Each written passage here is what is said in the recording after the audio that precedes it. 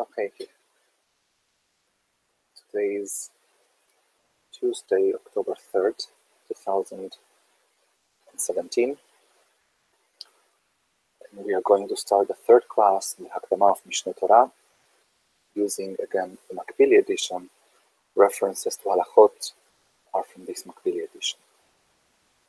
So yesterday we spoke about the chain of tradition and each generation that passed to the next one, and we ended up with the generations of Rabbi Yehuda HaNasi, who composed, published the Mishnah, and then to the generations making up what we know as the period of the Amoraim in the Gemara time in Babylon, and then we summed up the 40 generations. As Jacob Ovadia reminded me yesterday, the 40 generations, it's interesting that the word 40 is also the number of days Moshe Rabbeinu spent at Har Sinai, and it's also the number of years the Jewish people spent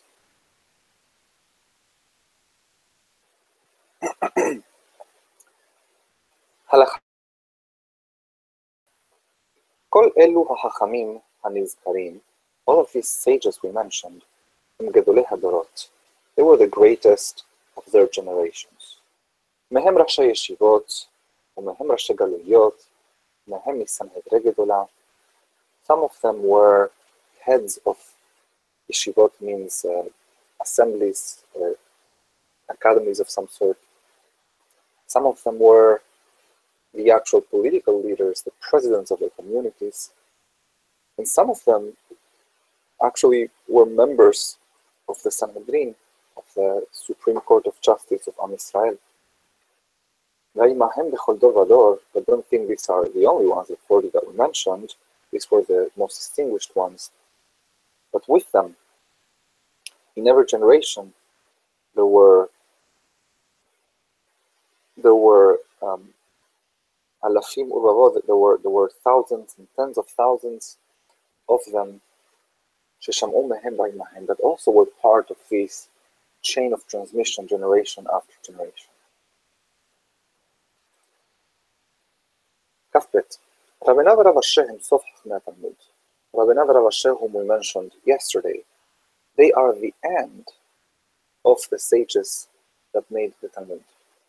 The Rav Asher, who שחיבר התלמוד הבבלי בארץ שנער, and it's Rav Asher, the one who composed the Babylonian Talmud in Eretz Shin'ar. That's another word for the actual geographical area of Babylon. אחר שחיבר רבי יוחנן התלמוד הירושלמי בכמו 100 שנה. This was about 100 years after Rabbi Yohanan had composed the Jerusalem Talmud, the Palestinian Talmud. And this is significant that it's about 100 years later, because this gives more authority to the Talmud Bavli. Not only, as we are going to see soon, the way by which the Talmud Bavli was composed was a way that lends itself to, that gives it a lot of authority with respect to Am Israel as a whole, but also the fact that it had the hindsight, had 100 years of having known about the Talmud Yerushalmi, gives it the benefit of overriding. So in the sense, if Rav Asher says something against what the Talmud Yerushalmi says, it's not because they were not aware of Talmud Yerushalmi, but it's because they had 100 years to consider it, and yet they decided to go the other way. If I may just add, it's also because Rabbeinu was from Eretz Israel, and he was part of that Masorot of the Yerushalmi. And Rabbeinu was from Eretz Israel. That's part of what we are going to speak about, of why Talmud is authoritative. But the point that was being made right now was that the fact that there is 100 years in between also helps the Talmud Bavli override the Talmud Yerushalmi. הלכה כ"ג, והעניין שני התלמודים ופירוש דברי המשנה וביאור עמוקותיה. The inyan, the meaning, the point, the function of these two Talmudim is, or maybe the theme of these two Talmudim is two things. Number one, Pirush Divrei Mishnah. Pirush, the word Pirush in Hebrew, like lifros, means to expand. It means to unfold something that is called lifros. So Pirush is when you have a sentence, then you unfold its meaning. You open all of its corners, you see it from this angle, from that angle, you really expand it. That's lifrosh. Ube'ur amukoteha, and the delving deep into its roots. Again, be'ur, like we mentioned yesterday, it's from the word be'er. It's a vertical word. When you go down, you dig down into the ground to create a well, that is be'ur. So the Talmud Yerushalmi, Talmud Bavli, what they do is they do two things with the Mishnah. They bring references and they bring information and they explore angles as if it were horizontally to expand the scope of what's being discussed, to compare it with other sources, etc. And then Ube'ur Amukoteha, to also go deep into it and to understand how the Mishnah sometimes relates to the Pesukim, how the Mishnah relates to some of the actual statements that preceded it in the Baraitot and so forth. ודברים שנתחדשו בכל בית דין ובית דין מימות רבנו הקדוש בעד חיבור התלמוד. And also things that were taught for the first time in every generation, in every beit din, in every court, from the time of Rabbeinu HaKadosh, Rabbi Yehuda HaNasi, and until the composition of the Talmud. ומשנה התלמודים ומן התוספתא ומספרה וספרי ומן התוספתות, and from all of these books, the two Talmuds, which is Bavli and the Yerushalmi, the Tosefta, which is a composition that we said before Rabbi Haya composed, which is 3 times as long as the Mishnah, and the Sifra and the Sifre, those are the 3 books that Rav composed, with Midrashim, with actual discussions or summaries of discussions on the Pesukim. Umina Toseftot. Toseftot probably here refers to the Baraitot that we mentioned before, and those extraneous, those additional statements that were not made part of the Mishnah. מכולם התבאר האסור והמותר. This is now a keyword, מכולם. From all of them, from their aggregate, from all of them together, if you were to know all of them together, you could know התבאר האסור והמותר, what is permitted, what is forbidden, והטמא והטהור, what is pure and what is impure, והחייב והפטור והכשר והפסול, who is liable, who is not liable, what is fit, what is unfit. כמו שהעתיקו איש מפי איש מפי משה מסיני. This is how you know. So you want to know what Torah Shebe'al Peh is. You want to know what the mental law is. You have the Torah. You read the Pesukim, the Torah Shebichtav, the written law, and you want to know, okay, so I know there have been 40 generations of development of what this means. Some things have been passed down in those 40 generations, one generation to the next, and some other things were actually contributed anew in one of those generations. I want to know the bottom line. So from all of that, what is the conclusion? So Harambam is making the point here. Well, to know that, which is a pretty ambitious project, you'd need to know all of these books that were composed only in a few generations, really, since the Rabbi Yehuda HaNasi until Rav Asher. And from all of those, from their aggregate, if you knew all of those, just so you have an idea, the Talmud has over 1 million words. It's huge, Talmud Bavli. But if you were to know all of those, you'd know the bottom line of what ought to be done according to the Torah Shebichtav. כ"ד. גם התבאר מהם דברים שגזרו חכמים ונביאים שבכל דור ודור לעשות סייג לתורה, כמו ששמעו ממשה בפירוש, ושמרתם את משמרתי. שאמר, עשו משמרת למשמרתי. Now, Moshe Rabbeinu in the Torah had said, עשו משמרת, ושמרתם למשמרתי. It said, what Borei Olam, God in the Torah says to Moshe Rabbeinu and to the rest of Israel, you shall safeguard that which ought to be safeguarded, or that which I have safeguarded.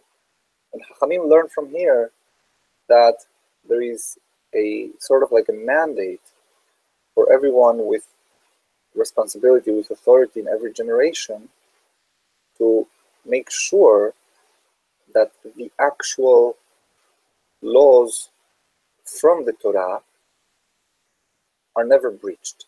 And in order to do that, sometimes they expand the scope of what can be done, what cannot be done. As an example, the Torah says, "Lo tevashel geri b'chalev imo."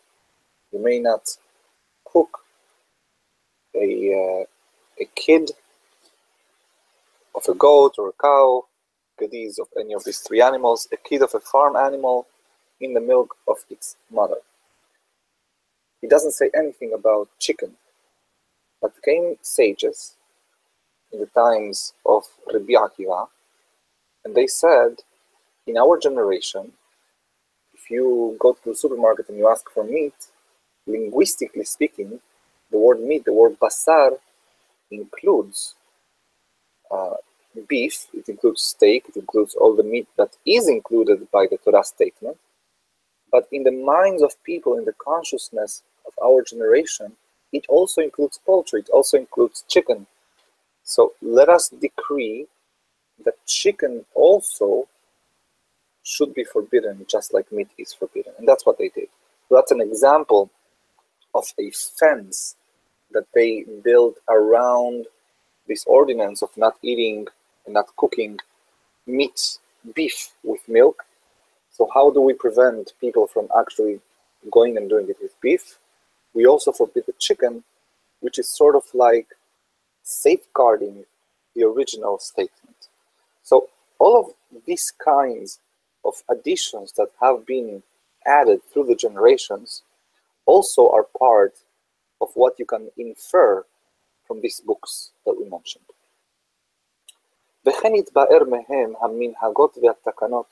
Now, we just spoke about one category of what each of these 40 generations could have added to the Torah. They could have forbade something new in order to prevent people from violating the actual words of the Torah.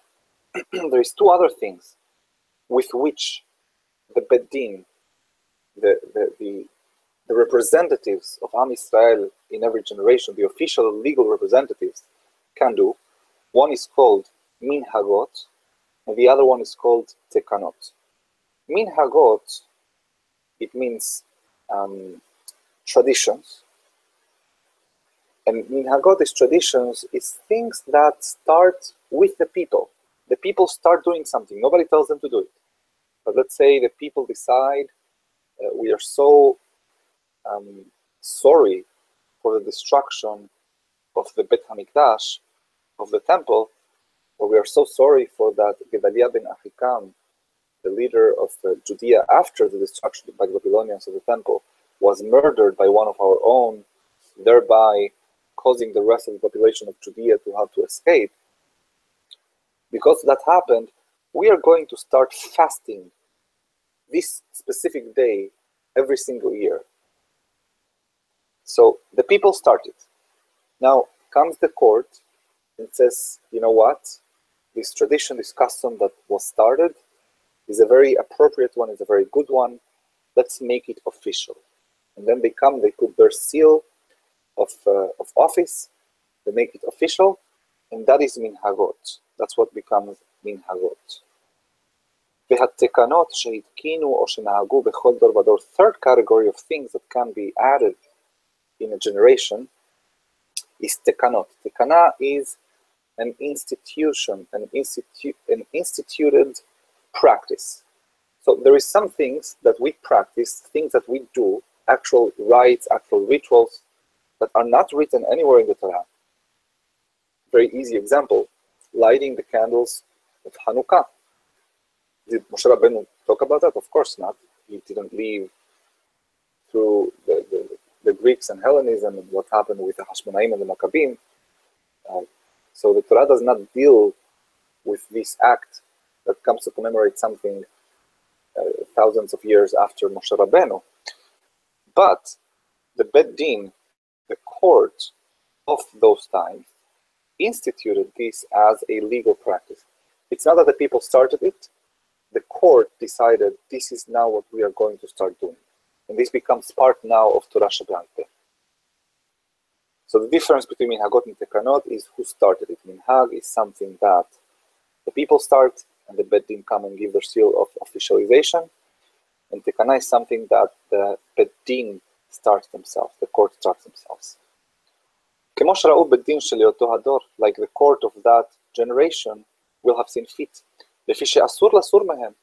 And it's something that the Torah itself, the written Torah, provides for, that we, the population, must obey what this court says. In other words, the authority to create these things, the authority for the novelties, for the additions that are done by the sages, by any of these 40 generations, is provided for in the Torah itself. In other words, if I decide to not light the candles of Hanukkah, I am in fact violating, I'm going against what the written Torah given by Moshe Rabbeinu says. Moshe Rabbeinu could not have told you about Hanukkah because that happened thousands of years later. Yeah, but Moshe Rabbeinu, of course, as a messenger of God, he said that everything, the representatives in this system of Torah Shebe'al Peh, that God had given to him at Har Sinai, the Mitzvah, everything that they say, Lo tasur, we may not deviate from it. Mikol hadavar asher yagidu lecha, from all the things that they shall tell you, left or right. כ"ד. וכן משפטים ודינים פלאיים שלא קיבלו אותם ממשה ודנו בהם בדין הגדול של אותו הדור במידות שהתורה נדרשת בהם. Now we come to something that is extremely important. There is two versions here. One, as we are reading, Dinim Peliyim. The other one, in the printed editions, is Dinim Muflaim. And what this means is, again, the Torah says something, the written Torah says something in the text, and Am Yisrael is tasked with interpreting it. Now, what happens with all the details that are not yet defined? So let me give you an example. The Torah says, "Basukot teshevu shiv'at yamim." Kol ha'ezrach beYisrael yeshevu basukot. The Torah says, you shall for 7 days inhabit in the huts, like we are about to in the holiday of Sukkot. You have to leave your home and go inside the sukkah, and every free man in Israel must live in the sukkah. Now, from this statement, even with any elaborations and interpretations that might have come up generation after generation, in the times of the Mishnah, I'm going to give you an example that the Mishnah brings. There was one detail that had never been discussed, and that is, how tall can the sukkah be? If I make a sukkah that is 1,000 feet tall, is that still within the word sukkah? Is that something that can satisfy what the Torah says? So when we don't know the answer to any question about how to read a pasuk, that is called din mufla, or din peli, or like it says here. It means an undefined detail. An undefined detail. In theory, there could be infinite undefined details. Was Moshe Rabbeinu told whether a sukkah that is very tall can be kasher or not? No, he wasn't told. If he had been told, or maybe he was told but didn't pass it down, it's irrelevant to us. If we had that tradition, it would no longer be an undefined detail. It's undefined because nobody until now answered that question. Is there a right or wrong answer? Well, yes, there are some wrong answers, and the wrong answers are things that are completely outside the scope of possible readings that this pasuk lends itself to. Like, for example, if a Hacham came and said, well, Sukkah really means something totally different, and this goes against, it's not presented by any of the hermeneutical tools that we described yesterday, and it's against what the Jewish people as a whole, the subconscious of the Jewish people is ready to accept. That is what's called the Rasha Shel Dofi. That is something that is an interpretation that is a faulty interpretation. Not because of the conclusion, but by the way it's presented, and because it goes outside the scope of possible meanings, and that's no good. However, within the scope of what... let's understand practically what's going to happen. So now, the Jewish court is going to gather the assembly, and they're going to have two positions. One position will say, well, I think the Sukkah, according to the Torah, should be as tall as you want. Another position is going to say, no, there has to be a limit, there's a limit. And each of them is going to present their case. They're going to present their case by citing Pesukim and using some of the tools that we described yesterday, like, for example, Kal Vachomer. They can use tools like Gezerah Shavah. They can use other references in the Torah to show how the same word in a different context means something that can instruct this discussion, and so forth and so on. And then there is going to be a vote. And after the vote, however we come out, that becomes the meaning of the pasuk. If there was an undefined detail, it thereafter becomes defined by this process. And what happens after it's defined? Well, the court goes out and promulgates this meaning to the rest of the people. Now, imagine, for example, that the court says something that in the mind of the people is outrageous, like it did happen. And Josephus mentions this. He hints to it. In the times of the Hashmonaim, before Hanukkah, the court was very Hellenized. The Supreme Court, one given Supreme Court for a few years, was extremely assimilated, and they wanted to cooperate with the Greeks in anything they could. The Greeks really wanted a statue of Zeus inside the Jewish temple, which of course we cannot do. Came the Bet Din, the Sanhedrin, and they said, okay, let's make this be a din mufla. Let's consider this an undefined term, and we are going to now open the session trying to define a certain detail in the Torah so that we change the bottom line law to make it permissible to bring Zeus inside the Bet HaMikdash.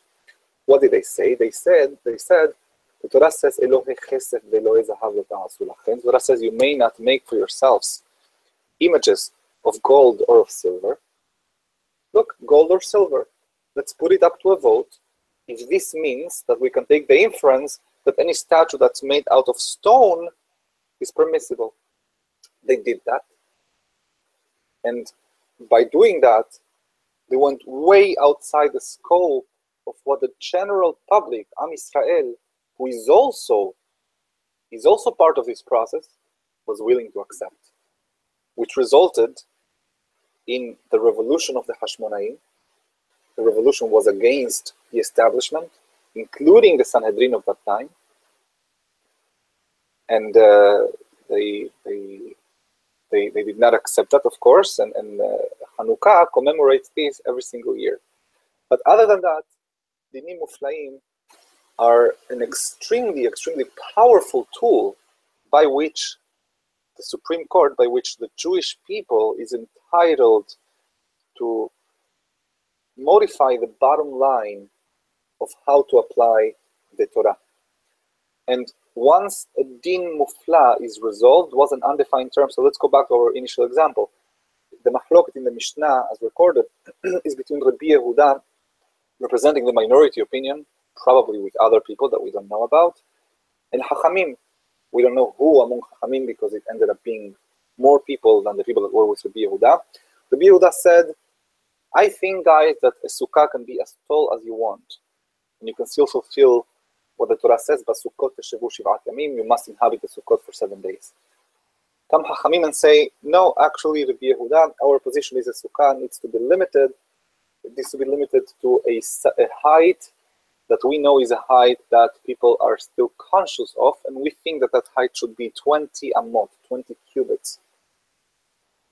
They take it to a vote, and they resolve, and each one of them, by the way, brings proofs from different verses. Not proofs, we're not trying to know what the pasuk actually means, but it's tools of trying to convince others that your position is illegitimate.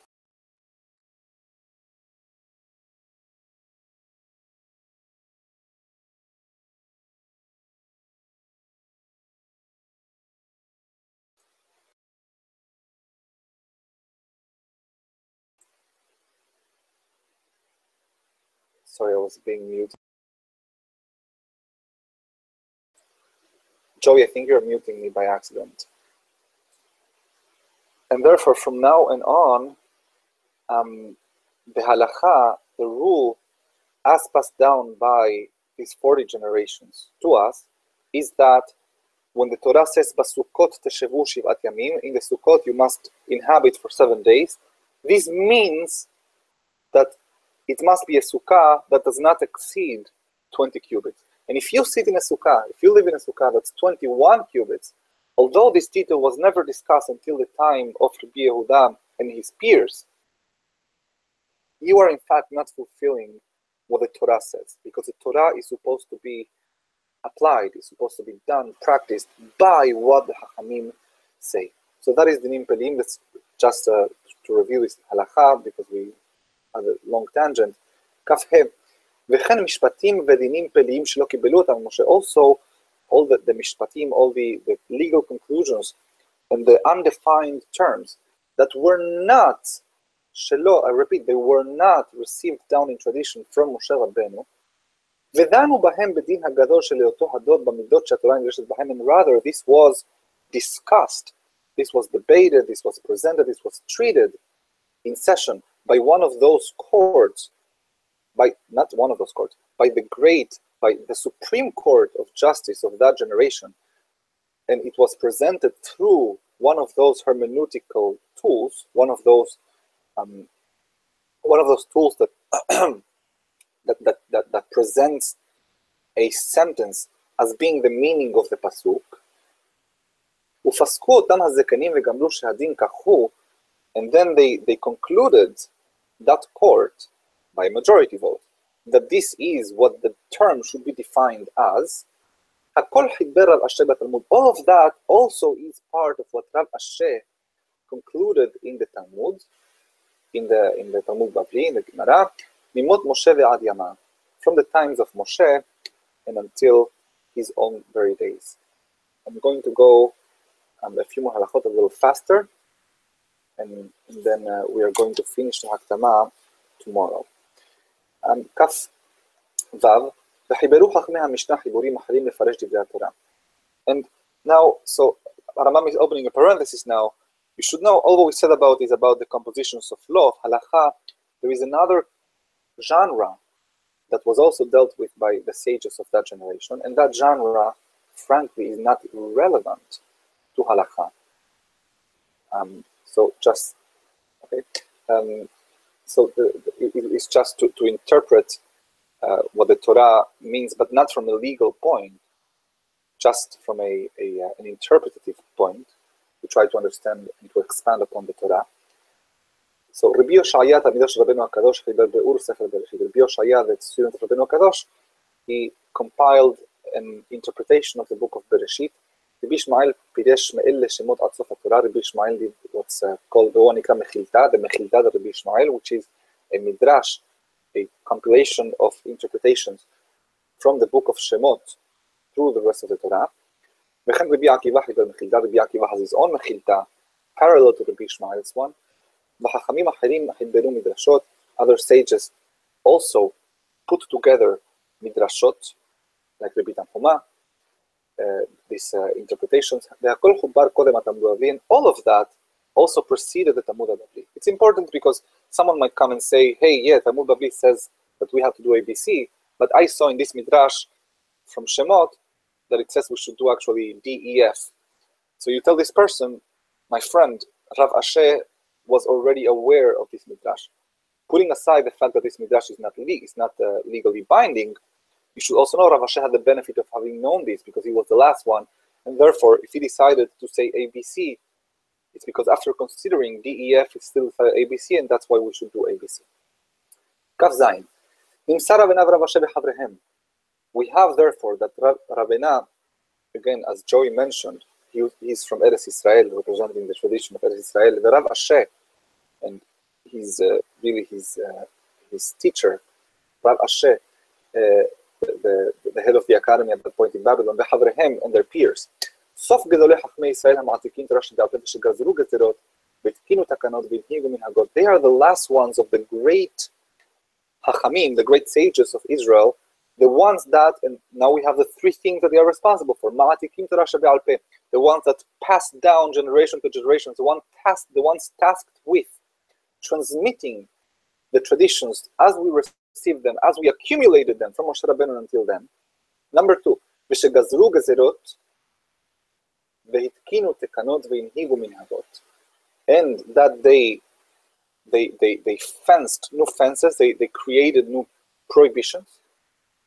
התקינו תקנות, they instituted new rights. והנהיגו מנהגות, and they approved anew some traditions. ופשטו גזירותם ותקנותם ומנהגותם, and their גזירות, תקנות ומנהגים expanded, פשטו, they became popular בכל ישראל, בכל מקומות מושבותיהם, among all of Israel, everywhere they lived. Okay, so we have two things here. Number one, they were in fact part of this unbroken chain of tradition. Number two, and perhaps more important, they were in fact accepted, which proves the point that they functioned as representatives. They were accepted by, and they functioned as representatives of, all of Am Yisrael. So they had behind them the consensus of Am Yisrael. So think about this for a second. If the deal we have with God, with Hashem, is, okay, Am Yisrael, I give you 311,000 letters, what we know as Torah Shebichtav, the scroll that you find in any Bet Knesset. That's what Borei Olam provides. You may not change that. This is forever. Not one letter, nothing changes ever.